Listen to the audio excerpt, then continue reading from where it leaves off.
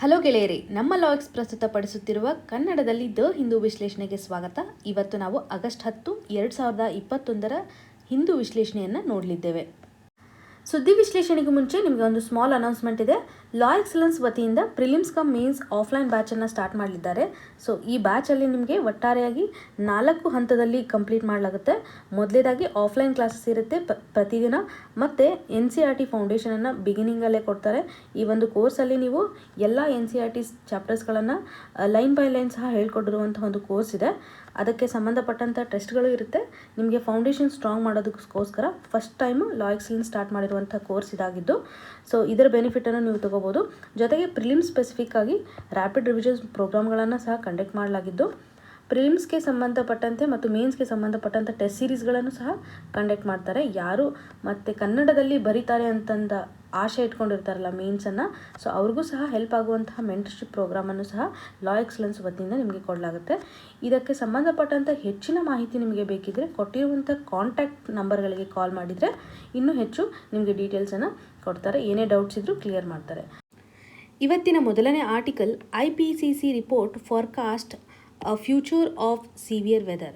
ಈ ಆರ್ಟಿಕಲನ್ನು ನಾವು general studies 2 important international institution ಸೆಕ್ಷನಲ್ಲಿ ಹಾಗೂ GS ಪೇಪರ್ 3ನಲ್ಲಿ ಎನ್ವಿರಾನ್ಮೆಂಟಲ್ ಪೊಲ್ಯೂಷನ್ ಮತ್ತು ಡಿಗ್ರೇಡೇಷನ್ ಸೆಕ್ಷನಲ್ಲಿ ಕನ್ಸಿಡರ್ ಮಾಡಬಹುದಾಗಿದ್ದು, ಆರ್ಟಿಕಲಲ್ಲಿರುವಂಥ ಹೈಲೈಟ್ಸು ನಮಗೆ ಪ್ರಿಲಿಮ್ಸ್ ಹಾಗೂ ಮೇನ್ಸ್ ಪರ್ಸ್ಪೆಕ್ಟಿವಲ್ಲಿ ತುಂಬಾ ಇಂಪಾರ್ಟೆಂಟ್ ಆಗಿರೋದ್ರಿಂದ ಆರ್ಟಿಕಲನ್ನು ನಾವು ಸ್ವಲ್ಪ ಡೀಟೇಲ್ ಆಗಿ ಇವತ್ತು ಅನಲೈಸ್ ಮಾಡೋಕ್ಕೆ ಟ್ರೈ ಮಾಡೋಣ. ಸೊ IPCC ಇವಾಗ ನ್ಯೂಸಲ್ಲಿರಲು ಮೇನ್ ಕಾರಣ ಏನಂದರೆ, ಕ್ಲೈಮೇಟ್ ಚೇಂಜ್ಗೆ ಸಂಬಂಧಪಟ್ಟಂಥ 6th ಅಸೆಸ್ಮೆಂಟ್ ರಿಪೋರ್ಟನ್ನು ರಿಲೀಸ್ ಮಾಡಿದೆ. ಸೊ ಇದರ ಬೇಸ್ಡ್ ಮೇಲೆ ನಾವು ಹೈಲೈಟ್ಸ್ ಏನಿದೆ ಅನ್ನೋದನ್ನು ನೋಡಬೇಕಾಗುತ್ತೆ. ಇದಾಗಲೇ IPCC ಅವರು 5 ರಿಪೋರ್ಟ್ಗಳನ್ನು ಬಿಟ್ಟಿದ್ದಾರೆ. ಎಸ್ಟಾಬ್ಲಿಷ್ ಆದಮೇಲಿಂದ 5 ರಿಪೋರ್ಟ್ ಆಗಿದೆ. ಇವಾಗ ರಿಲೀಸ್ ಆಗಿರೋದು 6th ರಿಪೋರ್ಟ್ ಅಂತ ಹೇಳಲಾಗುತ್ತೆ. ಮೊದಲು ನಾವು IPCC ಬಗ್ಗೆ ಬೇಸಿಕ್ ಇನ್ಫಾರ್ಮೇಷನನ್ನು ಚೆಕ್ ಮಾಡೋಣ. IPCC ಅಂತಂದರೆ inter governmental panel on climate change ಅಂತ ಕರೆಯಲಾಗುತ್ತೆ. ಸೊ ಇದು ಯಾವಾಗ ಎಸ್ಟಾಬ್ಲಿಷ್ ಆಗಿದೆ ಅಂತಂದರೆ 1988 ವರ್ಲ್ಡ್ ಮೆಟೆರಲಾಜಿಕಲ್ ಆರ್ಗನೈಸೇಷನ್ ಮತ್ತು ಯುನೈಟೆಡ್ ನೇಷನ್ಸ್ ಎನ್ವಿರಾನ್ಮೆಂಟ್ ಪ್ರೋಗ್ರಾಮ್ನ ಅಡಿಯಲ್ಲಿ IPCCಯನ್ನು ಎಸ್ಟಾಬ್ಲಿಷ್ ಮಾಡಲಾಗುತ್ತೆ. ಮೇನ್ ಆಬ್ಜೆಕ್ಟಿವ್ ಅಥವಾ ಯಾವ ಒಂದು ಇಂಟೆನ್ಷನ್ ಮೇಲೆ ಇದು ವರ್ಕ್ ಮಾಡುತ್ತೆ ಅಂತ ನೋಡಿದಾಗ, ಬೇಸಿಕಲಿ ಇದು ಕ್ಲೈಮೇಟ್ ಚೇಂಜ್ಗೆ ಸಂಬಂಧಪಟ್ಟಂಥ ಸೈಂಟಿಫಿಕ್ ಅಸೆಸ್ಮೆಂಟನ್ನು ಕೊಡುತ್ತೆ. ಅಂದರೆ ವೈಜ್ಞಾನಿಕ ಮೌಲ್ಯಮಾಪನವನ್ನು ಕೊಡುವ ಕಾರ್ಯ IPCC ಮಾಡ್ತಾ ಇದೆ. ಸೊ ಈ ಒಂದು ಸೈಂಟಿಫಿಕ್ ಅಸೆಸ್ಮೆಂಟಲ್ಲಿ ಯಾವ ರೀತಿಯಾಗಿ ಕೆಟಗರಿಕಲಿ ಅವರು ಅಸೆಸ್ ಮಾಡ್ತಾರೆ ಅಂತ ನೋಡಿದಾಗ, ಒಂದು ಇಂಪ್ಯಾಕ್ಟನ್ನು ಅವ್ರು ಹೇಳ್ತಾರೆ. ಕ್ಲೈಮೇಟ್ ಚೇಂಜ್ಗೆ ಸಂಬಂಧಪಟ್ಟಂಥ ಪರಿಣಾಮಗಳು ಯಾವ ರೀತಿ ಇರುತ್ತೆ ಮತ್ತು ಫ್ಯೂಚರಲ್ಲಿ ಇರುವಂಥ ಅಪಾಯಗಳು, ಏನು ರಿಸ್ಕನ್ನು ನಾವು ಫೇಸ್ ಮಾಡ್ತಾ ಇದ್ದೀವಿ, ಜೊತೆಗೆ ನಾವು ಯಾವ ರೀತಿಯಂತಹ ಮಿಟಿಗೇಟನ್ನು ಮಾಡ್ಬೋದು, ಅಂದರೆ ಕಡಿಮೆ ಮಾಡ್ಬೋದು, ಈ ಕ್ಲೈಮೇಟ್ ಚೇಂಜಿಂದ ಆಗುವಂತಹ ರಿಸ್ಕನ್ನು ಯಾವ ರೀತಿಯಾಗಿ ನಾವು ಕಡಿಮೆ ಮಾಡ್ಬೋದು ಅನ್ನೋದನ್ನು ಸಹ ಅವರು ಅಸೆಸ್ಮೆಂಟಲ್ಲಿ ಕೊಡ್ತಾ ಇದ್ದಾರೆ. ಜೊತೆಗೆ ಯಾವ ಪಾಲಿಸೀಸ್ಗಳನ್ನು ನಾವು ಅಡಾಪ್ಟ್ ಮಾಡೋದ್ರ ಮೂಲಕ, ಗ್ಲೋಬಲಿ ನಾವು ತುಂಬ ಕಾನ್ಫರೆನ್ಸ್ಗಳನ್ನು ಮಾಡ್ತೀವಿ ಅಥವಾ ಪ್ರೋಟೋಕಾಲ್ಗಳನ್ನು ಎಸ್ಟಾಬ್ಲಿಷ್ ಮಾಡ್ತೀವಿ, ಗ್ಲೋಬಲ್ ವಾರ್ಮಿಂಗ್ ಅಥವಾ ಕ್ಲೈಮೇಟ್ ಚೇಂಜ್ಗೆ ಸಂಬಂಧಪಟ್ಟಂತೆ ಈ ಎಲ್ಲ ಪಾಲಿಸೀಸ್ಗಳನ್ನು ನಾವು ಎಫೆಕ್ಟಿವ್ ಆಗಿ ಇಂಪ್ಲಿಮೆಂಟ್ ಮಾಡಬೇಕು ಅನ್ನುವಂತಹ ಒಂದು ಸಜೆಷನನ್ನು ಈ IPCC ಕೊಡಲಾಗುತ್ತೆ. ಸೊ ಒಟ್ಟಾರೆಯಾಗಿ ನಾವು ಈ IPCC ಸಂಬಂಧಪಟ್ಟಂತೆ ನೋಡಿದಾಗ ಇದನ್ನು ಪಾಲಿಸಿ ಮೇಕರ್ ಅಂತ ಹೇಳ್ಬೋದು. ಕ್ಲೈಮೇಟ್ ಚೇಂಜ್ಗೆ ಸಂಬಂಧಪಟ್ಟಂಥ ಪಾಲಿಸಿ ಮೇಕರ್ ಪ್ರೊವೈಡ್ ಮಾಡುವಂತಹ ಕೆಲಸವನ್ನು IPCC ಮಾಡ್ತಾ ಇದ್ದಾರೆ. ಸೊ IPCC ನಮಗೆ ಎಕ್ಸಾಮಿನೇಷನ್ ಪರ್ಸ್ಪೆಕ್ಟಿವಲ್ಲಿ ಇಂಪಾರ್ಟೆಂಟ್.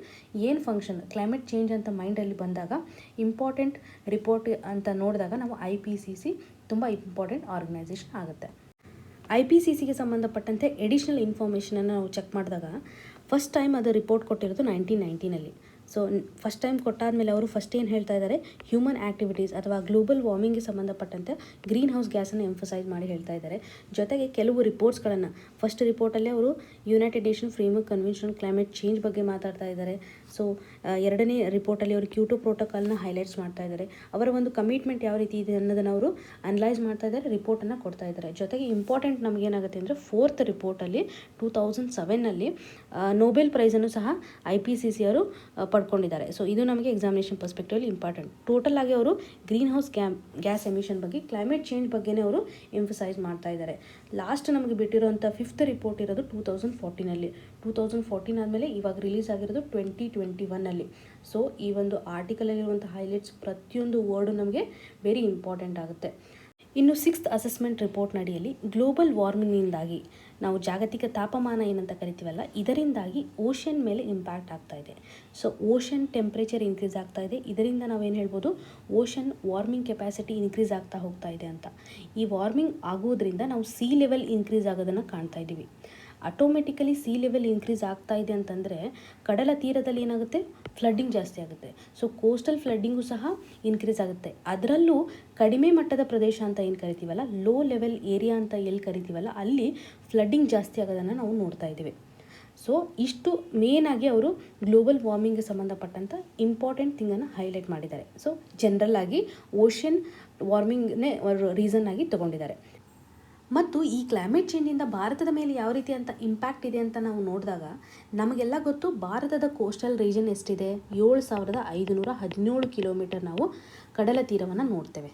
ಓಕೆ, ಇದರಿಂದ ಓಷನ್ ರೈಸ್ ಆದಾಗ ಅಥವಾ ಓಷನ್ ಇಂದ ಇಂಪ್ಯಾಕ್ಟ್ ಏನಾದರೂ ಆದರೆ, ಓಷನಲ್ಲಿ ಏನಾದರೂ ಇಂಬ್ಯಾಲೆನ್ಸ್ ಆದರೆ ಡೈರೆಕ್ಟಾಗಿ ನಮಗೆ ಇಂಪ್ಯಾಕ್ಟ್ ಆಗೋಂಥ ಚಾನ್ಸಸ್ ಇರುತ್ತೆ. ಸೊ ಇದರಿಂದ ನಮಗೆ ಸಿಗ್ನಿಫಿಕೆಂಟ್ ಥ್ರೆಟನ್ನು ನಾವು ಫೇಸ್ ಮಾಡ್ತಾ ಇದ್ದೀವಿ ಅಂತ ಅರ್ಥ. ಸೊ ಅವರು ರೀಸನ್ ಏನು ಕೊಡ್ತಾ ಇದ್ದಾರೆ ಅಂದರೆ, ಇಂಡಿಯನ್ ಓಷನ್ ವಾರ್ಮ್ ಆಗೋವಂತಹ ಕೆಪಾಸಿಟಿ ಏನಿದೆಯಲ್ಲ, ವಾರ್ಮಿಂಗ್ ರೇಟ್ ಅಂತ ಕರಿಬೋದು, ಬೇರೆ ಓಷನನ್ನು ಕಂಪೇರ್ ಮಾಡಿದಾಗ ಇದು ಜಾಸ್ತಿ ಆಗಿದೆ. ನಾವು ಅಟ್ಲಾಂಟಿಕ್ ಮತ್ತು ಪೆಸಿಫಿಕ್ ಓಷನ್ ಹೋಲಿಕೆ ಮಾಡಿದಾಗ ಇಂಡಿಯನ್ ಓಷನ್ ವಾರ್ಮಿಂಗ್ ರೇಟ್ ಏನಿದೆಯಲ್ಲ ಅದು ತುಂಬ ಜಾಸ್ತಿ ಇದೆ. ಇದರಿಂದ ನಾವು ಸೀ ಲೆವೆಲ್ ಇನ್ಕ್ರೀಸ್ ಆಗೋದನ್ನು ನೋಡ್ತೀವಿ. ಸೀ ಲೆವೆಲ್ ಇನ್ಕ್ರೀಸ್ ಆಗ್ತಾ ಇದೆ ಅಂತಂದರೆ ನಾವು ಡೆಫಿನೆಟ್ಲಿ ನೆಕ್ಸ್ಟ್ ಸ್ಟೆಪ್ ಏನಂದರೆ ಫ್ಲಡ್ಡಿಂಗ್ ಆಗುತ್ತೆ. ಸೊ ಓಷನ್ ಕಂಪ್ಲೀಟ್ ಅದು ಕೆಪಾಸಿಟಿ ತುಂಬ್ಕೊಂತಂದರೆ ಅದು ಹೊರಗಡೆ ಬರಲೇಬೇಕು. ಸೊ ಫ್ಲಡ್ಡಿಂಗ್ ಆಗುವಂಥ ಸಿಚುವೇಷನ್ನ ನೋಡ್ತೀವಿ. ಅಲ್ಲಿರುವಂಥ ಹ್ಯೂಮನ್ ಸೆಟಲ್ಮೆಂಟ್ಗೂ ಸಹ ಅತಿ ಹೆಚ್ಚು ಹಾನಿಯನ್ನು ನಾವು ಫೇಸ್ ಮಾಡೋದನ್ನು ನೋಡ್ಬೋದು ಫ್ಯೂಚರ್ ಡೇಸಲ್ಲಿ ಅನ್ನುವಂಥ ಎವಿಡೆನ್ಸ್ ಇದೆ. ಜೊತೆಗೆ ಹೀಟ್ ವೇವ್ಸ್ ಬಗ್ಗೆ ಅವರು ಸಹ ಮೆನ್ಷನ್ ಮಾಡ್ತಾರೆ. ಹೀಟ್ ವೇವ್ಸ್ ಅಂತಂದರೆ ಒಂದು ಏರಿಯಾದಲ್ಲಿ ಅಬ್ನಾರ್ಮಲಿ ಹೈ ಟೆಂಪ್ರೇಚರ್ ಆಗ್ತಾ ಹೋಗುತ್ತೆ. ಪ್ಲೇನ್ ರೀಜನಲ್ಲಿ ನಾರ್ಮಲಿ 40 ಡಿಗ್ರಿ ಸೆಲ್ಸಿಯಸ್ಗಿನೂ 5 to 6 ಡಿಗ್ರಿ ಸೆಲ್ಸಿಯಸ್ ಇನ್ಕ್ರೀಸ್ ಆತಂದರೆ ಅದನ್ನು ನಾವು ಹೀಟ್ ವೇವ್ಸ್ ಅಂತ ಕರಿತೀವಿ. ನಾರ್ಮಲಿ ಹಿಲ್ಲಿ ರೀಜನಲ್ಲಿ 35 ಡಿಗ್ರಿ ಸೆಲ್ಸಿಯಸ್ಗಿನೂ ಹೆಚ್ಚು ಕಮ್ಮಿ ಒಂದು 4-5% ಏನಾದರೂ ಇನ್ಕ್ರೀಸ್ ಆತಂದರೆ ಅದನ್ನು ನಾವೇನು ಕರಿತೀವಿ, ಹೀಟ್ ವೇವ್ಸ್ ಅಂತ ಕರೆಯಲಾಗುತ್ತೆ. ಸೊ ಈ ಒಂದು ಹೀಟ್ ವೇವ್ಸು ಮತ್ತು ಫ್ಲಡ್ಡಿಂಗ್ ಇವೆರಡೂ ಸಹ ಕ್ಲೈಮೇಟ್ ಚೇಂಜಿಂದ ಆಗಿರುವಂತಹ ಎಫೆಕ್ಟ್ಸ್ ಅಂತ ಹೇಳ್ಬೋದು. ಇದರ ಜೊತೆಗೆ ಗ್ಲೋಬಲ್ ವಾರ್ಮಿಂಗ್ ಟ್ರೆಂಡಿಂಗಿಂದ ಆ್ಯನ್ಯುವಲ್ ಮೀನ್ ಪ್ರಿಸಿಪಿಟೇಷನು ಸಹ ರೇಂಜ್ ಏನಿದೆಯಲ್ಲ ಅದು ಇಂಡಿಯಾದಲ್ಲಿ ಇನ್ಕ್ರೀಸ್ ಆಗ್ತಾ ಇದೆ. ನಾವು ಮನ್ಸೂನನ್ನು ಸಹ ಎಕ್ಸ್ಟ್ರೀಮಾಗಿ ನೋಡ್ಬೋದು. ಇಂಪ್ಯಾಕ್ಟ್ ಯಾವ ರೀತಿಯಾಗಿ ಹೇಳಿದ್ದಾರೆ ಅಂತಂದರೆ, ಭಾರತದ ದಕ್ಷಿಣ ಭಾಗದಲ್ಲಿ ನಾವು ಬರುವಂತಹ ಡಿಕೇಡಲ್ಲಿ ಮುಂದಿನ ದಿನಗಳಲ್ಲಿ ಅತಿ ಹೆಚ್ಚಾಗಿ ಮಾನ್ಸೂನ್ ಆ್ಯಕ್ಟಿವಿಟಿಯನ್ನು ನೋಡುವಂಥ ಚಾನ್ಸಸ್ ಇರುತ್ತೆ ಅನ್ನೋವಂಥ ರಿಪೋರ್ಟನ್ನು ಸಹ ಅವರು ಅನಲೈಸ್ ಮಾಡಿದ್ದಾರೆ. ಮೇನಾಗಿ ಅವ್ರು ಹೇಳ್ತಾ ಇರೋದು ಏನಂತಂದರೆ, ಫ್ಲಡ್ಡಿಂಗ್ ಆಗೋದು ಓಷನ್ ಇರುವಂತಹ ಸೀ ಲೆವೆಲ್ ಇನ್ಕ್ರೀಸ್ ಆಗುವ ಒಂದು ರೀಸನ್ನ ಮೂಲಕ. ಇಂಡಿಯಾದ ಬಗ್ಗೆ ಹೇಳೋದಾದಂದರೆ, ಕೋಸ್ಟಲ್ ರೀಜನಲ್ಲಿ ಮೇಜರ್ ಆಗಿರುವಂತಹ ಸಿಟೀಸ್, ಎಕ್ಸಾಂಪಲ್ ಚೆನ್ನೈ ಇರ್ಬೋದು, ಕೊಚ್ಚಿ, ಕಲ್ಕತ್ತಾ, ಮುಂಬೈ, ಈ ಥರ ವಿಶಾಖಪಟ್ಟಣಂ ರೀಜನ್ಸ್ಗಳಲ್ಲಿ ಮೇನಾಗಿ ನಾವು ಒಂದು ಅನಲೈಸ್ ಮಾಡಿದಾಗ ಸುಮಾರು 28.6 ಮಿಲಿಯನ್ ಪೀಪಲ್ ಅಲ್ಲೇ ಬದುಕ್ತಾ ಇದ್ದಾರೆ. ಈ ಕೋಸ್ಟಲ್ ಫ್ಲಡ್ಡಿಂಗ್ ಆಗೋದ್ರಿಂದ ಸೀ ಲೆವೆಲ್ ಒಂದು ವೇಳೆ ನಾವು ಕೋಸ್ಟಲ್ ರೀಜನ್ ಅಂತ ಏನು ಕರಿತೀವಲ್ಲ, ಅಲ್ಲಿ ಮಿನಿಮಮ್ 50 ಸೆಂಟಿಮೀಟರ್ ಇನ್ಕ್ರೀಸ್ ಆದರೆ ಸಾಕು, ನಾವು ಅತಿಯಾದಂತಹ ಫ್ಲಡ್ಡಿಂಗನ್ನು ನಾವು ಕಾಣ್ಬೋದು ಈ ಕೆಲವು ರೀಜನ್ಗಳಲ್ಲಿ ಅನ್ನುವಂತಹ ರಿಪೋರ್ಟನ್ನು ಸಹ ಅವರು ಕೊಟ್ಟಿದ್ದಾರೆ. ಮಾನ್ಸೂನು ಏನು ಸೌದರ್ನ್ ರೀಜನಲ್ಲಿ ಅಥವಾ ಸೌತ್ ಏಷ್ಯಾ ರೀಜನಲ್ಲಿ ತುಂಬ ಇಂಪ್ಯಾಕ್ಟನ್ನು ಮಾಡ್ಬೋದು ಮುಂದಿನ ದಿನಗಳಲ್ಲಿ. ಪ್ರಿಸಿಪಿಟೇಷನ್ ಜೊತೆಗೆ ಈ ಒಂದು ಓಷನ್ ಆ್ಯಕ್ಟಿವಿಟೀಸ್ ಸಹ ಫ್ಲಡ್ಡಿಂಗನ್ನು ಕಾಸ್ ಮಾಡುತ್ತೆ ಅನ್ನುವಂಥ ರಿಪೋರ್ಟನ್ನು ಅವರು ಅನಲೈಸ್ ಮಾಡಿದ್ದಾರೆ. ಇದರ ಜೊತೆಗೆ 2015 ನಡೆದಿರುವಂತಹ ಪ್ಯಾರಿಸ್ ಅಗ್ರಿಮೆಂಟ್ನ ವಿಷಯವಾಗಿ ಸಹ ಅವರು ಎಂಫಸೈಸ್ ಮಾಡಿದ್ದಾರೆ. ಹಾಗಿದ್ದರೆ ಪ್ಯಾರಿಸ್ ಕ್ಲೈಮೇಟ್ ಅಕಾರ್ಡ್ ಅಂದರೆ ಏನು, ಇದರ ಫೀಚರ್ಸ್ ಏನಿದೆ ಅಂತ ನಾವು ನೋಡಿದಾಗ, ಇಂಟರ್ನ್ಯಾಷನಲಿ ಲೀಗಲಿ ಬೈಂಡ್ ಆಗುವಂಥ ಒಂದು ಟ್ರೀಟಿ ಇದು. ಕ್ಲೈಮೇಟ್ ಚೇಂಜ್ಗೆ ಸಂಬಂಧಪಟ್ಟಂಥ ಇಂಟರ್ನ್ಯಾಷನಲಿ ಇದು ಲೀಗಲಿ ಬೈಂಡಿಂಗ್ ಇರುವಂಥ ಒಂದು ಸ್ಟೇಟಸ್ ಇದೆ. ಮೇನಾಗಿ ಇದು ಯಾವಾಗ ಎಸ್ಟಾಬ್ಲಿಷ್ ಆಗಿದೆ ಅಂತಂದರೆ, ಡಿಸೆಂಬರ್ 2015 ಕಾನ್ಫರೆನ್ಸ್ ಆಫ್ ಪಾರ್ಟಿ, ಕಾಪ್ ಅಂತ ಕರಿತೀವಲ್ಲ, 21, ಇದರಲ್ಲಿ ಆಲ್ಮೋಸ್ಟ್ 196 ಕಂಟ್ರೀಸ್ಗಳು ಇದನ್ನು ಅಡಾಪ್ಟ್ ಮಾಡ್ಕೊಂಡಿದ್ದಾರೆ. ಮತ್ತು ಈ ಒಂದು ಕ್ಲೈಮೇಟ್ ಅಕಾರ್ಡ್ನ ಗೋಲನ್ನು ನಾವು ನೋಡಿದಾಗ 2 ಡಿಗ್ರಿ ಸೆಲ್ಸಿಯಸ್ ಗ್ಲೋಬಲ್ ಟೆಂಪ್ರೇಚರನ್ನು ಅವರು ಲಿಮಿಟ್ ಮಾಡಬೇಕು ಅನ್ನುವಂಥ ಒಂದು ಕಮಿಟ್ಮೆಂಟನ್ನು ಕೊಟ್ಟಿದ್ದರು. ಅದರಲ್ಲೂ ಪ್ರಿಫರೇಬಲಿ ಅವ್ರು ಏನು ಹೇಳ್ತಾ ಇದ್ದಾರೆ, 1.5 ಡಿಗ್ರಿ ಸೆಲ್ಸಿಯಸ್ಸು ಪ್ರೀ ಇಂಡಸ್ಟ್ರಿಯಲ್ ಲೆವೆಲ್ಗಿನೂ ಕಡಿಮೆ ಅಚೀವ್ ಮಾಡಬೇಕು ಅನ್ನುವಂಥ ಒಂದು ಪ್ರಯತ್ನವನ್ನು ಪಡಬೇಕು ಅನ್ನುವಂಥ ಕಮಿಟ್ಮೆಂಟನ್ನು ಕೊಟ್ಟಿದ್ದರು ಪ್ಯಾರಿಸ್ ಅಗ್ರಿಮೆಂಟಲ್ಲಿ. ಸೊ ಇದನ್ನು 1.5 ಡಿಗ್ರಿ ಸೆಲ್ಸಿಯಸ್ ಕಡಿಮೆ ಮಾಡಬೇಕು ಅನ್ನುವಂಥದ್ದು ಏನಿದೆಯಲ್ಲ, ಇದನ್ನು heart of the Paris climate Accord ಅಂತಲೇ ಹೇಳ್ಬೋದು. ಸೊ ಇವರ ಮೇನ್ ಆಬ್ಜೆಕ್ಟಿವ್ ಏನು, ಕ್ಲೈಮೇಟನ್ನು ನ್ಯೂಟ್ರಲೈಸ್ ಮಾಡೋದು.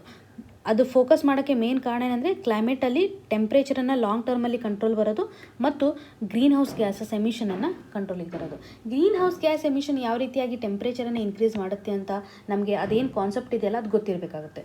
ಗ್ರೀನ್ ಹೌಸ್ ಗ್ಯಾಸ್ ಯೂಶ್ವಲಿ ಯಾವ ರೀತಿ ಮಾಡುತ್ತೆ ಅಂತ ಕ್ವಿಕ್ಕಾಗಿ ನೋಡೋದಾದರೆ, ನಾರ್ಮಲಿ ಇವಾಗ ಒಂದು ಅರ್ಥನ್ನು ಕನ್ಸಿಡರ್ ಮಾಡಿ. ಸೊ ಅರ್ತ್ ಅಟ್ಮಾಸ್ಫಿಯರನ್ನು ನಾವು ನೋಡಿದಾಗ ಸನ್ನಿಂದ ನಾವು ರೇಡಿಯೇಷನ್ಸನ್ನು ರಿಸೀವ್ ಮಾಡ್ತಾ ಇದ್ದೀವಿ.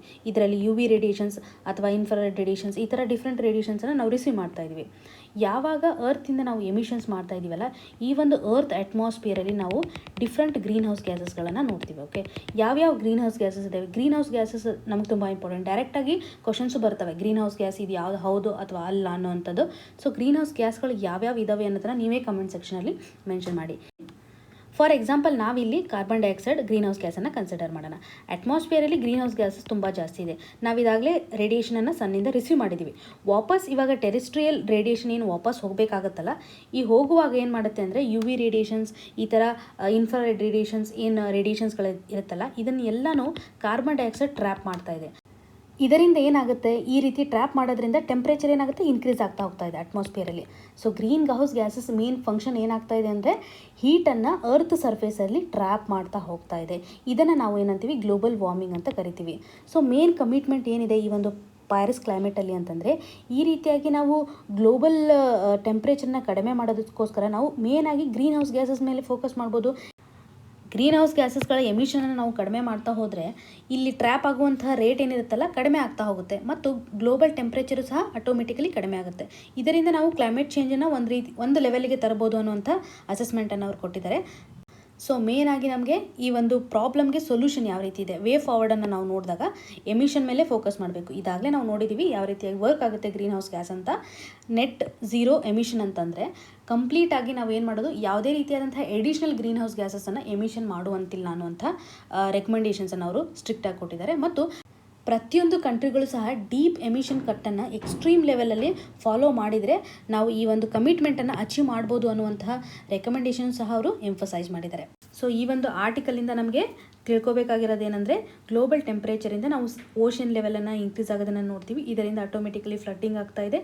ಇದನ್ನು ನಾವು ಕಂಟ್ರೋಲ್ ಆಗಿ ತರಬೇಕು ಅಂತಂದರೆ ಎಲ್ಲ ಕಂಟ್ರಿಗಳ ಕಮಿಟ್ಮೆಂಟಲ್ಲಿ ನೆಟ್ ಝೀರೋ ಎಮಿಷನನ್ನು ಜಾರಿಗೆ ತರಬೇಕು ಅನ್ನುವಂಥ ಪಾಯಿಂಟ್ ನಮಗೆ ಗೊತ್ತಿರಬೇಕಾಗುತ್ತೆ.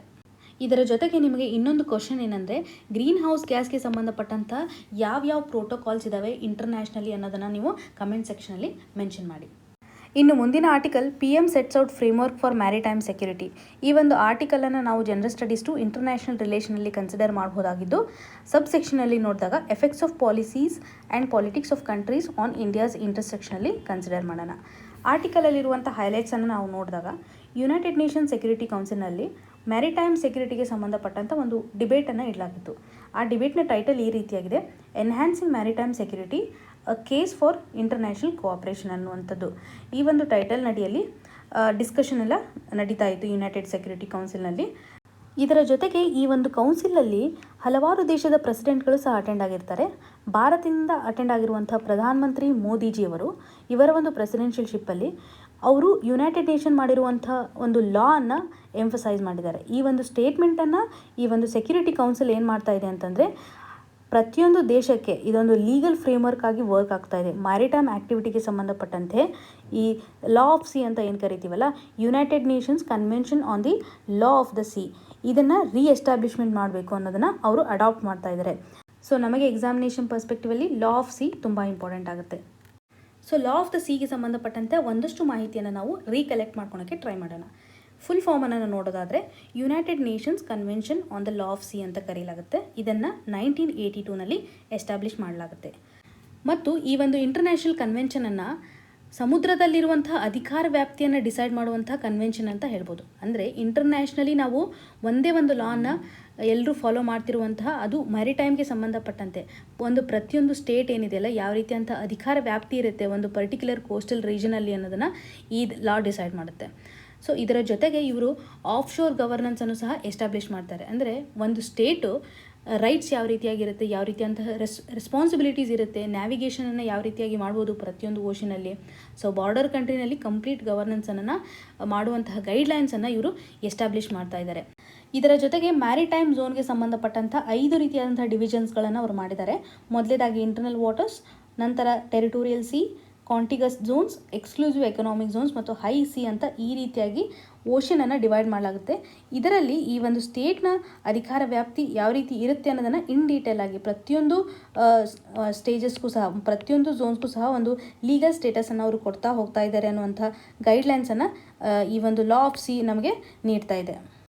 ಸೊ ಈ 5 ಮ್ಯಾರಿಟೈಮ್ ಝೋನ್ಸ್ಗಳನ್ನು ನಾವೇನು ನೋಡಿದ್ವಲ್ಲ ಅದನ್ನು ಕಂಪ್ಲೀಟಾಗಿ ಈ ಒಂದು ಡೈಗ್ರಾಮಿಂದ ಯಾವ ರೀತಿಯಾದಂಥ ಸ್ಟೇಟಸ್ ಇರುತ್ತೆ, ನಾವು ಎಲ್ಲಿಂದ ಎಲ್ಲಿ ತನೂ ಒಂದು ಝೋನನ್ನು ಕನ್ಸಿಡರ್ ಮಾಡ್ತೀವಿ ಅಂತ ಇಮೇಜ್ನ ಮೂಲಕ ಅರ್ಥ ಮಾಡ್ಕೊಳೋಕ್ಕೆ ಟ್ರೈ ಮಾಡೋಣ.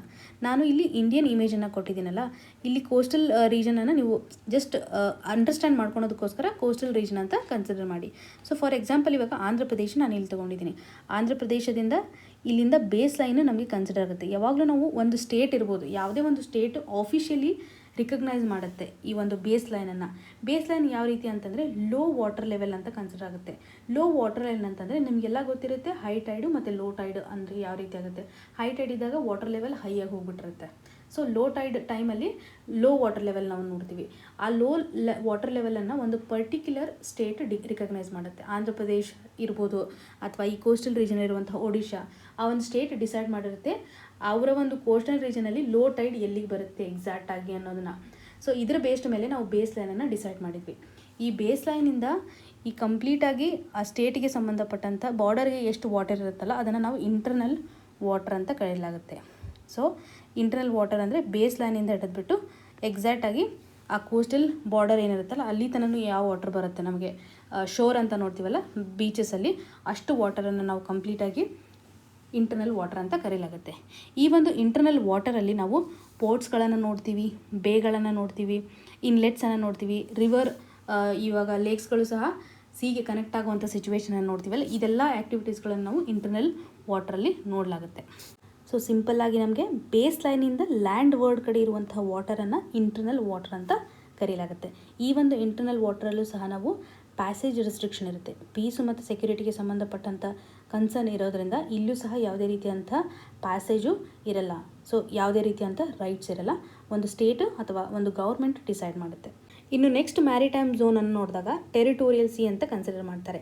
ಬೇಸ್ ಲೈನಿಂದ ಲ್ಯಾಂಡ್ ವರ್ಡ್ ಕಡೆ ಹೋದಾಗ ಇಂಟರ್ನಲ್ ವಾಟರ್ ನಾವು ನೋಡ್ತೀವಿ ಅಂತ ನೋಡಿದ್ವಲ್ಲ, ಇವಾಗ ಲ್ಯಾಂಡ್ ವರ್ಡಿಂದ ಅಪೋಸಿಟ್ ಡೈರೆಕ್ಷನಲ್ಲಿ ಓಷನ್ ಕಡೆ ಹೋದಾಗ 12 ನಾಟಿಕಲ್ ಮೈಲ್ಸನ್ನು ಕನ್ಸಿಡರ್ ಮಾಡ್ತಾರೆ. ಇದು ನಮಗೆ ಆ್ಯಕ್ಚುಲಿ ನೆನಪಿಟ್ಕೋಬೇಕು, ಇಂಪಾರ್ಟೆಂಟ್ ಆಗುತ್ತೆ. 12 ನಾಟಿಕಲ್ ಮೈಲ್ಸ್ ತನೂ ನಮಗೆ ಟೆರಿಟೋರಿಯಲ್ ಸಿಯನ್ನು ನೋಡ್ತವೆ. ಇಂಟರ್ನಲ್ ವಾಟರ್ ಮತ್ತು ಟೆರಿಟೋರಿಯಲ್ ಸೀನಲ್ಲೂ ಸಹ ನಮಗೆ ಸ್ಪೇಸು ಮತ್ತು ಸೀ ಬೆಡ್ಗೆ ಸಂಬಂಧಪಟ್ಟಂಥ ಜ್ಯೂರಿಸ್ಡಿಕ್ಷನ್ಸ್ ಇರುತ್ತೆ. ಸೊ ಇದನ್ನು ನಮಗೆ ನೆನಪಿಟ್ಕೋಬೇಕು. ಟಿಲ್ ಟೆರಿಟೋರಿಯಲ್ ಸೀನಲ್ಲಿ ಮಾತ್ರ ನಮಗೆ ಮೇಲಿರುವಂತಹ ಏರ್ ಸ್ಪೇಸಲ್ಲೂ ಸಹ ಅಷ್ಟೇ ಅಧಿಕಾರ ಸಿಗುತ್ತೆ ಅನ್ನೋವಂಥದ್ದು. ಇದರಲ್ಲೂ ಸಹ ನಮ್ಮದು ಸಾರ್ವಭೌಮತ್ವನೂ ಇರುತ್ತೆ ಮತ್ತು ಅಧಿಕಾರ ವ್ಯಾಪ್ತಿಯೂ ಇರುತ್ತೆ.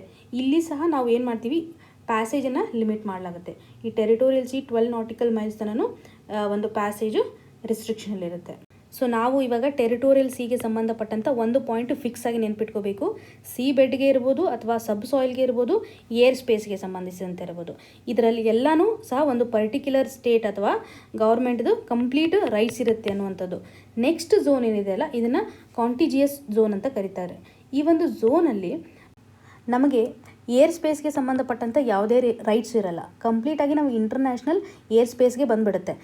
ಟೆರಿಟೋರಿಯಲ್ ಸಿಗಿನ ಮುಂಚೆ ಏನಿರುತ್ತಲ್ಲ ಅಲ್ಲಿ ಮಾತ್ರ ನಮಗೆ ಏರ್ ಸ್ಪೇಸ್ಗೆ ಸಂಬಂಧಿಸಿದಂಥ ರೈಟ್ಸ್ ಇರುತ್ತೆ. ಸೊ ಇದರ ಮೇಜರ್ಮೆಂಟ್ ಯಾವ ರೀತಿ ಕನ್ಸಿಡರ್ ಮಾಡ್ತಾರೆ ಅಂದರೆ, ಬೇಸ್ ಲೈನಿಂದ ಟೋಟಲ್ ಆಗಿ 24 ನಾಟಿಕಲ್ ಮೈಲ್ಸ್ ಅಂತ ಏನಾದರೂ ಕನ್ಸಿಡರ್ ಮಾಡಿದರೆ ಇದನ್ನು ಥರ್ಡ್ ಝೋನ್ ಅಥವಾ ಕಾಂಟಿಜಿಯಸ್ ಝೋನ್ ಅಂತ ಕರೆಯಲಾಗುತ್ತೆ. ಅಥವಾ ಇದನ್ನು ನೀವು ಟೆರಿಟೋರಿಯಲ್ ಸಿಯಿಂದ 12 ನಾಟಿಕಲ್ ಮೈಲ್ಸ್ ಅಂತ ಕನ್ಸಿಡರ್ ಮಾಡ್ತಾರೆ. ಸೊ ನೀವು ಇಲ್ಲಿ ಗಮನ ಹರಿಸಬೇಕಾಗಿರೋದು, ಕ್ವಶನನ್ನು ಕೇಳಿದಾಗ, ಒಂದು ವೇಳೆ ಸ್ಟೇಟ್ಮೆಂಟ್ ವೈಸ್ ಕ್ವಶನ್ಸನ್ನು ಕೇಳಿದಾಗ ಯಾವ ಒಂದು ಝೋನಿಂದ ಕನೆಕ್ಟ್ ಮಾಡಿ ಈ ಕಾಂಟಿಜಿಯಸ್ ಝೋನ್ ಮೇಲೆ ಕ್ವಶನ್ ಅರೈಸ್ ಮಾಡಿದ್ದಾರೆ ಅಂತ. ಒಂದು ವೇಳೆ ಅವರು ಟೆರಿಟೋರಿಯಲ್ ಇಂದ 12 ನಾಟಿಕಲ್ ಮೈಲ್ ಇದೆ ಅಂತಂದಾಗ ಇದು ಕರೆಕ್ಟ್ ಆಗುತ್ತೆ. ಸ್ವಲ್ಪ ನೋಡಿ, ಬೇಸ್ ಲೈನಿಂದ ಕೇಳ್ತಾ ಇದ್ದಾರೋ ಅಥವಾ ಟೆರಿಟೋರಿಯಲ್ ಸಿಯಿಂದ ಅವರು ಮೆಜರ್ಮೆಂಟನ್ನು ಕೊಟ್ಟಿದ್ದಾರೆ ಒಂದು ಸ್ಟೇಟ್ಮೆಂಟಲ್ಲಿ ಅಂತ ಕನ್ಸಿಡರ್ ಮಾಡಿ ಅದನ್ನು ಸರಿಯಾಗಿ 2 ಸರ್ತಿ ಓದಿ ನೀವು ಅದನ್ನು ಕರೆಕ್ಟಾಗಿ ಆನ್ಸರ್ ಟಿಕ್ ಮಾಡಿ. ಇನ್ನು next zone exclusive economic zone. ಇದು 4th ಝೋನ್ ಆಗಿದೆ. ಇದನ್ನು ಯಾವ ರೀತಿ ಕನ್ಸಿಡರ್ ಮಾಡ್ತಾರೆ ಅಂತಂದರೆ, ಬೇಸ್ ಲೈನಿಂದ 200 ನಾಟಿಕಲ್ ಮೈಲ್ಸ್. ಸೊ ಟೋಟಲ್ ಆಗಿ ಈ ಒಂದು ಎಕ್ಸ್ಕ್ಲೂಸಿವ್ ಎಕನಾಮಿಕ್ ಝೋನಲ್ಲಿ ನಾವು ಯಾವುದೇ ರೀತಿಯಾದಂತಹ ಎಕನಾಮಿಕ್ ಆ್ಯಕ್ಟಿವಿಟೀಸ್ಗಳನ್ನು ಮಾಡ್ಬೋದು. ವಾಟರ್ಗೆ ಸಂಬಂಧಪಟ್ಟಂಥ ನಾವು ಎನರ್ಜಿ ಎಕ್ಸ್ಪ್ಲೋರೇಷನ್ ಮಾಡ್ತಾ ಇದ್ದೀವಿ, ಅಥವಾ ವಿಂಡ್ಗೆ ಸಂಬಂಧಪಟ್ಟಂಥ ಪ್ರಾಜೆಕ್ಟ್ಸನ್ನು ಮಾಡ್ತಾ ಇದ್ದೀವಿ, ಯಾವುದೇ ನ್ಯಾಚುರಲ್ ರಿಸೋರ್ಸನ್ನು ಕನ್ಸರ್ವ್ ಮಾಡೋದಿರ್ಬೋದು ಅಥವಾ ಎಕ್ಸ್ಪ್ಲೋರೇಷನ್ ಮಾಡುವಂತಹ ಲಿವಿಂಗ್ಗೆ ಸಂಬಂಧಪಟ್ಟಂತೆ ಇರ್ಬೋದು, ನಾನ್ ಲಿವಿಂಗ್ಗೆ ಸಂಬಂಧಪಟ್ಟ ಇರೋದು, ಈ ರೀತಿ ಎಲ್ಲ ಆ್ಯಕ್ಟಿವಿಟೀಸ್ಗಳನ್ನು ನಾವು ಕಂಪ್ಲೀಟಾಗಿ ಎಕ್ಸ್ಕ್ಲೂಸಿವ್ ಎಕನಾಮಿಕ್ ಝೋನಲ್ಲಿ ಕನ್ಸಿಡರ್ ಮಾಡ್ಬೋದು. ಸೊ ಹಾಗಿದ್ರೆ ಈ ಎಕ್ಸ್ಕ್ಲೂಸಿವ್ ಎಕನಾಮಿಕ್ ಝೋನ್ ಅಡಿಯಲ್ಲಿ 2 ಝೋನ್ಗಳನ್ನು ನಾವು ಕನ್ಸಿಡರ್ ಮಾಡ್ತೀವಿ. ಸರಿಯಾಗಿ ಇಲ್ಲಿ ಅಬ್ಸರ್ವ್ ಮಾಡಿ, ಬೇಸ್ ಲೈನಿಂದ ಹಿಡಿದ್ಬಿಟ್ಟು 200 ನಾಟಿಕಲ್ ಮೈಲ್ಸ್ ಅಂದರೆ ಈ ಎಕ್ಸ್ಕ್ಲೂಸಿವ್ ಎಕನಾಮಿಕ್ ಝೋನಲ್ಲಿ ಟೆರಿಟೋರಿಯಲ್ ಸೀನು ಇನ್ಕ್ಲೂಡ್ ಆಗುತ್ತೆ, ಪ್ಲಸ್ ಕಾಂಟಿಜಿಯಸ್ ಝೋನು ಸಹ ಇನ್ಕ್ಲೂಡ್ ಆಗುತ್ತೆ. ಸೊ ಸ್ಟೇಟ್ಮೆಂಟ್ ವೈಸ್ ಕ್ವಶನ್ಸಲ್ಲಿ ಇದನ್ನು ಅರೈಸ್ ಮಾಡೋ ಚಾನ್ಸಸ್ ಇರುತ್ತೆ. ಸ್ವಲ್ಪ ನೀವು ಗಮನದಲ್ಲಿ ಈ ಡೈಗ್ರಾಮ್ಸನ್ನು ನೀವು ನೋಡ್ತಾ ಇದ್ದರೆ ಆವಾಗವಾಗ ನಿಮಗೆ ಈಸಿಯಾಗಿ ರೀಕಾಲ್ ಮಾಡ್ಕೋಬೋದು. ಎಕ್ಸ್ಕ್ಲೂಸಿವ್ ಎಕನಾಮಿಕ್ ಝೋನಲ್ಲಿ ಎನರ್ಜಿ ಎಕ್ಸ್ಪ್ಲೋರೇಷನ್ ಇರುತ್ತೆ. ಮತ್ತು ಈ ಝೋನಲ್ಲಿ ನಾವು ಬೇರೆ ದೇಶದವರು ಏನಾದರೂ ನ್ಯಾವಿಗೇಷನ್ಸ್ ಮಾಡ್ತಾರೆ ಅಂತಂದರೆ ಫ್ಲೋರಲ್ಲಾದರೂ ಇರ್ಬೋದು, ಅಂದರೆ ಸರ್ಫೇಸಲ್ಲಾದರೂ ಇರ್ಬೋದು, ಅಥವಾ ಏರ್ ಸ್ಪೇಸಲ್ಲಾದರೂ ಇರ್ಬೋದು, ಯಾವುದೇ ರೀತಿಯಾದಂತಹ ರಿಸ್ಟ್ರಿಕ್ಷನ್ಸ್ ಇಲ್ಲ. ಈ ಒಂದು ಎಕ್ಸ್ಕ್ಲೂಸಿವ್ ಎಕನಾಮಿಕ್ ಝೋನಿಂದ ನೆಕ್ಸ್ಟ್ ಏರಿಯಾ ಏನು ಬರುತ್ತಲ್ಲ, ನೆಕ್ಸ್ಟ್ ಕಂಪ್ಲೀಟ್ ಬರುವಂತಹ ಏರಿಯಾನ ಹೈ ಸಿ ಅಂತ ಕರೀಲಾಗುತ್ತೆ. ಇದು last classification 5th maritime zone ಅಂತ ಹೇಳ್ಬೋದು, ಹೈ ಸಿ ಅಂತ ಕರೀಲಾಗುತ್ತೆ. ಈ ಒಂದು ಹೈ ಸಿಯನ್ನು ನಾವು common heritage of all Mankind ಅಂತ ಕರೀಲಾಗುತ್ತೆ. ಮತ್ತು ಇಲ್ಲಿ ಯಾವುದೇ ಸ್ಟೇಟ್ ಇರ್ಬೋದು, ಅವರು ಯಾವುದಾದ್ರೂ ಸೈನ್ಸ್ಗೆ ಸಂಬಂಧಪಟ್ಟಂಥ ಮ್ಯಾರೈನ್ ಸೈನ್ಸ್ ಇರ್ಬೋದು, ಅಥವಾ ಅಂಡರ್ ಸಿ ಎಕ್ಸ್ಪ್ಲೋರೇಷನ್ ಮಾಡ್ತೀನಿ ಅಥವಾ ಪೀಸ್ಫುಲ್ ಪರ್ಪಸ್ ಆಗಿ ಯೂಸ್ ಮಾಡ್ತೀನಿ ಅಂತಂದರೆ ಮಾಡ್ಬೋದು. ಇದಕ್ಕೆ ಯಾವ ರೀತಿ ಅಂತ ರೆಸ್ಟ್ರಿಕ್ಷನ್ ಇಲ್ಲ. ಬಟ್ ಯಾವುದೇ ರೀತಿಯಂಥ ಇಕನಾಮಿಕ್ ಆ್ಯಕ್ಟಿವಿಟೀಸ್ನ ಅವರು ಮಾಡೋ ಹಾಗಿಲ್ಲ. ಸೊ ಇಲ್ಲಿ ನಾವು ಹೈಲೈಟ್ ಮಾಡಬೇಕಾದಂತಹ ಥಿಂಗ್ಸ್ ಏನಂತಂದರೆ, ಏರ್ ಸ್ಪೇಸು ಎಲ್ಲಿ ತನಕ ರೆಸ್ಟ್ರಿಕ್ಷನ್ಸ್ ಇರುತ್ತೆ, 2 ಝೋನ್ಸ್ಗಳಲ್ಲಿ ಮಾತ್ರ ಅಲವ್ ಇರುತ್ತೆ. ನೆಕ್ಸ್ಟ್ ಬರೋದೆಲ್ಲ ಏರ್ ಸ್ಪೇಸ್ ಅಲವ್ ಮಾಡ್ತಾರೆ ಅನ್ನೋದು. ಎಕ್ಸ್ಕ್ಲೂಸಿವ್ ಎಕನಾಮಿಕ್ ಝೋನ್ದು 200 ನಾಟಿಕಲ್ ಮೈಲ್ಸ್ ಬೇಸ್ ಲೈನಿಂದ ಇರುತ್ತೆ ಅನ್ನೋದು ಸಹ ನಮಗೆ ಇಂಪಾರ್ಟೆಂಟಾಗಿ ನೆನಪಿರಬೇಕಾಗುತ್ತೆ. ಇಷ್ಟು ಇನ್ಫಾರ್ಮೇಷನ್ ನಮಗೆ ಲಾ ಆಫ್ ಸೀಗೆ ಸಂಬಂಧಪಟ್ಟಂಥ ಝೋನ್ಸ್ಗಳನ್ನು ಯಾವ ರೀತಿಯಾಗಿ ಕ್ಲಾಸಿಫೈ ಮಾಡಿದ್ದಾರೆ. ಸೊ ಮ್ಯಾರಿಟೈಮ್ ಸೆಕ್ಯೂರಿಟಿಗೆ ಸಂಬಂಧಪಟ್ಟಂತೆ ಇದು ಒಂದೇ ಲಾನ ನಾವು ನೋಡ್ತಾ ಇದ್ದೀವಿ, ಅದು ಇಂಟರ್ನ್ಯಾಷನಲ್ ಲೆವೆಲಲ್ಲಿ. ಯುನೈಟೆಡ್ ಸೆಕ್ಯೂರಿಟಿ ಕೌನ್ಸಿಲ್ನಲ್ಲಿ ಸಹ ಇದರ ಬಗ್ಗೆ ಡಿಸ್ಕಷನ್ ನಡೀತಾ ಇದೆ. ಮತ್ತು ಸೌತ್ ಚೈನಾ ಸೀನಲ್ಲಿ ಸಹ ಚೈನಾದವರು ಈ ಒಂದು ಲಾ ಅನ್ನು ವಯೋಲೇಟ್ ಮಾಡ್ತಾ ಇದ್ದಾರೆ. ಈ ಲಾ ಕಂಪ್ಲೀಟ್ ಎಲ್ಲ ಕಂಟ್ರೀಸ್ಗೂ ಸಹ ಅನ್ವಯ ಆಗುತ್ತೆ, ಬಟ್ ಅಲ್ಲಿ ವಯೋಲೇಷನ್ ನಡೀತಾ ಇದೆ. ತುಂಬ ನಾವು ನ್ಯೂಸಲ್ಲಿ ನೋಡೋದ್ರಿಂದ ಎಕ್ಸಾಮಿನೇಷನ್ ಪರ್ಸ್ಪೆಕ್ಟಿವಲ್ಲಿ ನಮಗೆ ಇದು ತುಂಬ ಇಂಪಾರ್ಟೆಂಟ್ ಆಗುತ್ತೆ. ಸೊ ಫಿಕ್ಸ್ ಒಂದು ಕ್ವಶನ್ ಬರೋಂಥ ಚಾನ್ಸಸ್ ತುಂಬಾ ಇದೆ. ಹಾಗಾಗಿ ಇದನ್ನು ನೀವು ಯಾವುದೇ ಕಾರಣಕ್ಕೂ ಮರೆಯುವಂತಿಲ್ಲ. ಇನ್ನು ಮುಂದಿನ article a circular economy for plastic. ಈ ಒಂದು ಆರ್ಟಿಕಲನ್ನು ನಾವು ಜನರಲ್ ಸ್ಟಡೀಸ್ 3 ಎನ್ವಿರಾನ್ಮೆಂಟಲ್ ಪೊಲ್ಯೂಷನ್ ಮತ್ತು ಡಿಗ್ರೇಡೇಷನ್ ಸೆಕ್ಷನಲ್ಲಿ ಕನ್ಸಿಡರ್ ಮಾಡ್ಬೋದಾಗಿದ್ದು, ಈ ಪ್ಲಾಸ್ಟಿಕ್ ಪ್ಯಾಕ್ಟ್ ಅನ್ನೋದು ನಮಗೆ ಎಕ್ಸಾಮಿನೇಷನ್ ಪರ್ಸ್ಪೆಕ್ಟಿವಲ್ಲಿ ವೆರಿ ಇಂಪಾರ್ಟೆಂಟ್. ಇದೊಂದು ಗ್ಲೋಬಲ್ ಚಾಲೆಂಜ್ ಆಗಿರೋದ್ರಿಂದ ಎನ್ವಿರಾನ್ಮೆಂಟಲ್ ಸೆಕ್ಷನಲ್ಲಿ ನಾವು ಇಂಪಾರ್ಟೆಂಟ್ ಅಂತಲೇ ಕನ್ಸಿಡರ್ ಮಾಡ್ಬೋದು. ಇದನ್ನು ಭಾರತದವರು ಸೆಪ್ಟೆಂಬರ್ ಮಂತಲ್ಲಿ ಅದನ್ನು ಇಂಪ್ಲಿಮೆಂಟೇಷನ್ ಮಾಡ್ತಾ ಇದ್ದಾರೆ.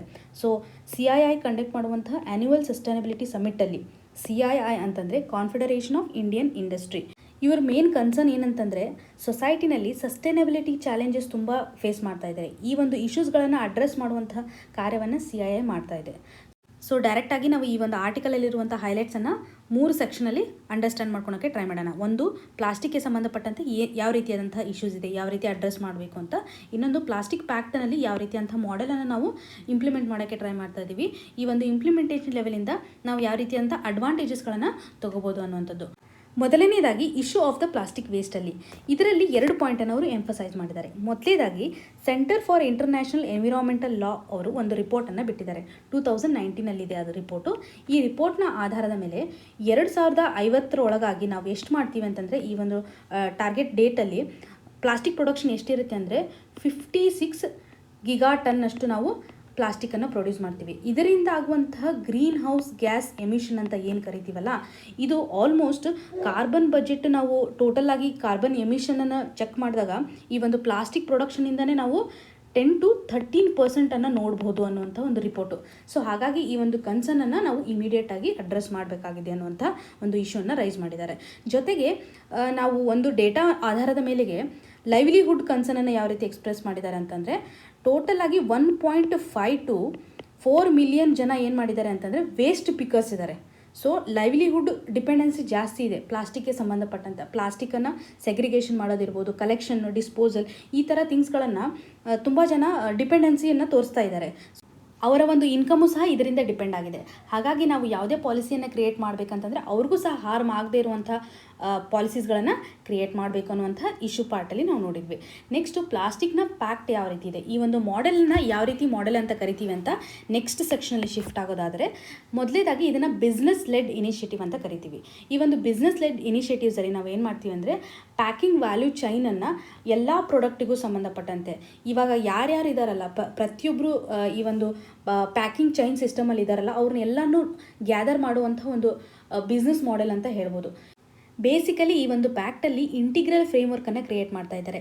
ಇದರಲ್ಲಿ ಕಂಪ್ಲೀಟಾಗಿ ಇನ್ಫಾರ್ಮಲ್ ವೇಸ್ಟ್ ಸೆಕ್ಟರಲ್ಲಿ ಇನ್ವಾಲ್ವ್ಮೆಂಟ್ ಯಾವ ರೀತಿಯಾಗಿರುತ್ತೆ ಅಂದರೆ ಪೋಸ್ಟ್ ಕನ್ಸ್ಯೂಮರ್ ಸೆಗ್ರಿಗೇಷನ್, ಅಂದರೆ ಪ್ಲಾಸ್ಟಿಕ್ ವೇಸ್ಟನ್ನು ಯುಟಿಲೈಸ್ ಮಾಡಾದಮೇಲೆ ಯಾವ ರೀತಿ ಅಂತ ಸೆಗ್ರಿಗೇಷನ್ ಮಾಡಬೇಕು, ಜೊತೆಗೆ ಕಲೆಕ್ಷನನ್ನು ಯಾವ ರೀತಿ ಮಾಡಬೇಕು ಇನಿಷಿಯಲ್ ಸ್ಟೇಜಲ್ಲಿ, ಆಮೇಲೆ ಕಲೆಕ್ಷನ್ ಅಥವಾ ಸೆಗ್ರಿಗೇಷನ್ ಆದಾದಮೇಲೆ ಯಾವ ರೀತಿ ಅಂತ ಪ್ರೊಸೆಸನ್ನು ಮಾಡಬೇಕು, ಅಂದರೆ ರೀಸೈಕ್ಲಿಂಗ್ ಪ್ರೊಸೆಸ್ ಯಾವ ರೀತಿ ಇರಬೇಕು ಅನ್ನೋದನ್ನು 4 ಸ್ಟೇಜಲ್ಲಿ ಅಥವಾ 4 ಟಾರ್ಗೆಟಲ್ಲಿ ಅವರು ಹೇಳ್ತಾ ಇದ್ದಾರೆ.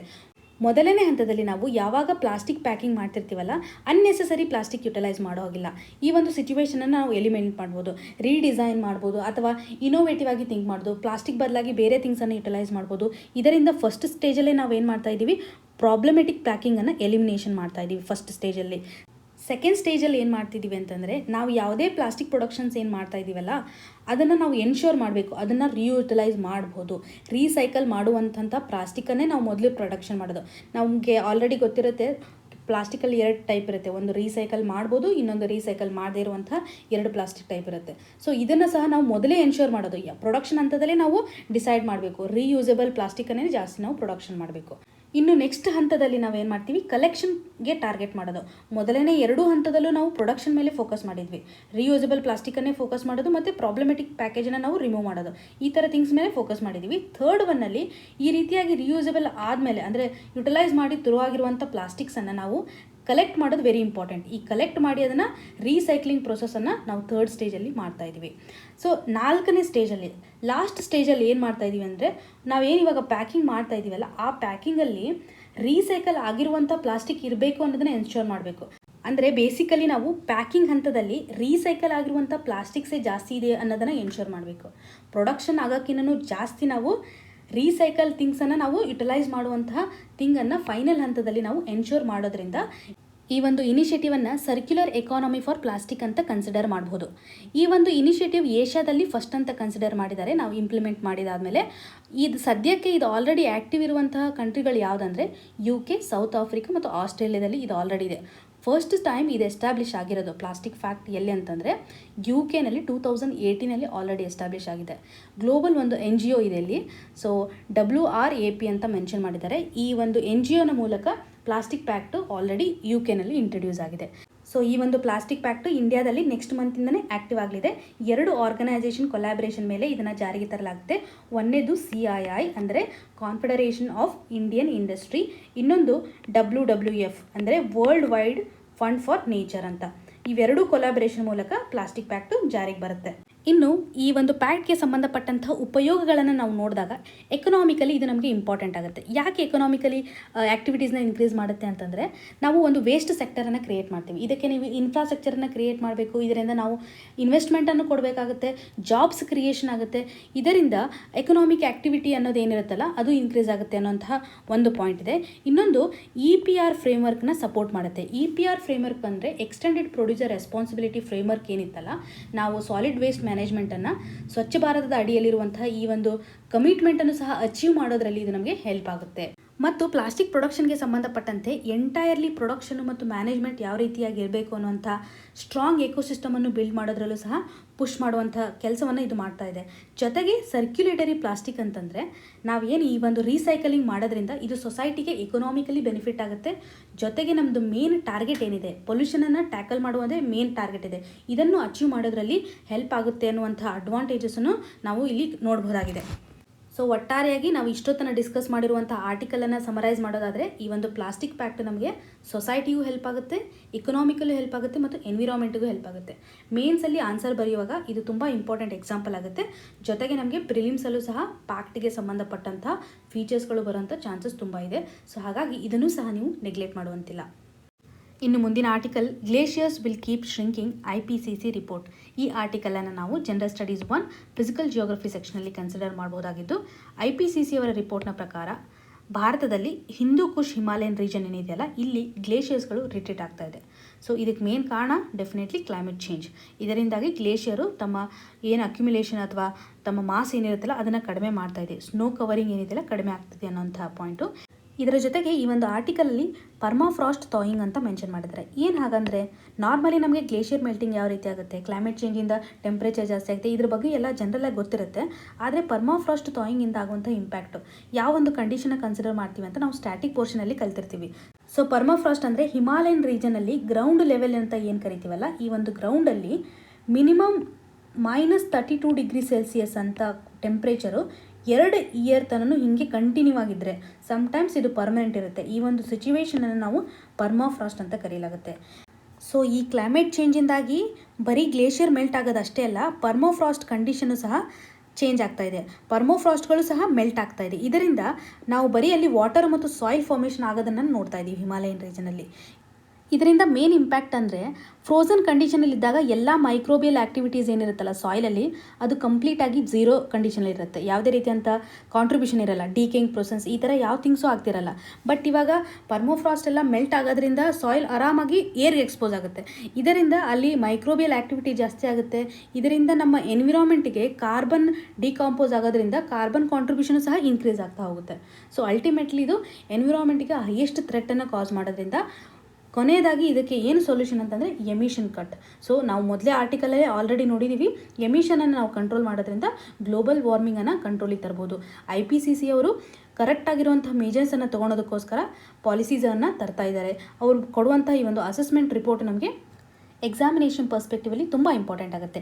ಇವತ್ತು ನಾನು ಕೇವಲ 4 ಆರ್ಟಿಕಲ್ಗಳನ್ನು ಸೆಲೆಕ್ಟ್ ಮಾಡ್ಕೊಂಡಿದ್ದೀನಿ, ಹೋಲಿಸ್ಟಿಕ್ಕಾಗಿ ಕವರ್ ಮಾಡೋಕ್ಕೆ ಟ್ರೈ ಮಾಡಿದ್ದೀನಿ. ನಿಮ್ಗೆ ಏನೇ ಕನ್ಸರ್ನ್ ಇದ್ದರೂ ಸಹ ಕಮೆಂಟ್ ಸೆಕ್ಷನಲ್ಲಿ ದಯವಿಟ್ಟು ಮೆನ್ಷನ್ ಮಾಡಿ, ಸೊ ದ್ಯಾಟ್ ನಾನು ನೆಕ್ಸ್ಟ್ ವಿಡಿಯೋನಲ್ಲಿ ಮಾಡಿಫೈ ಮಾಡೋಕ್ಕೆ ಟ್ರೈ ಮಾಡ್ತೀನಿ. ಇವತ್ತಿನ ಕ್ವಶನ್ ಆಫ್ ದ ಡೇ ಸೆಕ್ಷನಲ್ಲಿ ಕ್ಲೈಮೇಟ್ ಚೇಂಜ್ಗೆ ಸಂಬಂಧಪಟ್ಟಂಥ ಗ್ಲೋಬಲಿ ನಾವು ಏನು ಕನ್ವೆನ್ಷನ್ಸ್ ಅಥವಾ ಕಮಿಟ್ಮೆಂಟ್ಸ್ಗಳನ್ನು ಮಾಡ್ತಾ ಇದ್ದೀವಲ್ಲ ಅದಕ್ಕೆ ಲಿಂಕ್ ಆಗೋ ಥರ ಒಂದು ಕ್ವಶನ್ನ 2016ನಲ್ಲಿ ಕೇಳಿದರು.